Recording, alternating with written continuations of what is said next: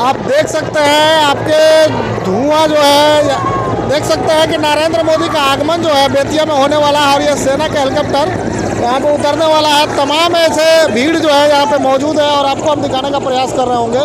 देखिए ये हेलीकॉप्टर जो है यहाँ पे पहुँच चुका है, ये दूसरा हेलीकॉप्टर उतरा है और हम आपको एक और दिखाने का प्रयास कर रहे हैं। ये तीसरा हेलीकॉप्टर जो है, तीसरा हेलीकॉप्टर भी यहाँ पे पहुँच चुका है और ये तीसरा हेलीकॉप्टर भी यहाँ पे उतरने वाला है, कुछ ही समय में उतर जाएगा। भीड़ भी अब आपको दिखाने का प्रयास कर रहे होंगे। 2 बजे का लगभग समय, 1 बजे का समय दिया गया था और लगभग अभी 3 बजने वाले हैं। 3 बजे लगभग ये आगमन हो रहा है प्रधानमंत्री नरेंद्र मोदी जी का। आप देखिए, आपको हम दिखाने का प्रयास कर रहे होंगे। आप देख रहे होंगे ये हेलीकॉप्टर है और ये तीसरा हेलीकॉप्टर है। 2 हेलीकॉप्टर पहले का आकर के जो है यहाँ पे उतर चुका है, तीसरा हेलीकॉप्टर जो है यहाँ पर आकर के जो है उतर रहा है। तो हम और भी